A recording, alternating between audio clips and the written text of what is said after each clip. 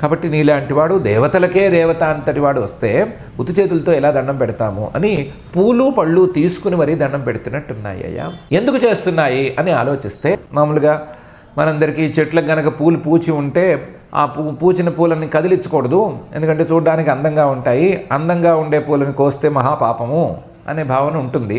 చాలామందిలో పూలను కోయటానికి ఒప్పుకోని స్వభావం కూడా ఉంటుంది.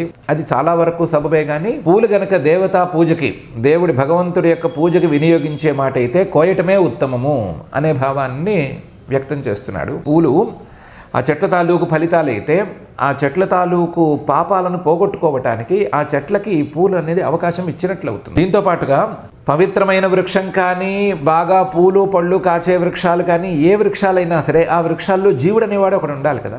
జీవుడు ఉంటే గనక ఆ జీవుడు ఏదో ఒక జన్మలో ఏదో ఒక పాపం చేసే ఉంటాడు కదా. పాపం లేనిదే జీవుడు పై జన్మలను అందుకోలేడు కదా. కాబట్టి ఆ జీవుడు వృక్షంలో ఉండేటువంటి ఆ జీవుడు చేసినటువంటి పాపాలను తొలగించుకోవటానికి కూడా వృక్ష రూపంలో ఉండేటువంటి జీవుడిచ్చేటువంటి పుష్పాలు ఫలాలు భగవంతుడికి సమర్పించటం అనేవి చక్కగా తోడ్పడతాయి.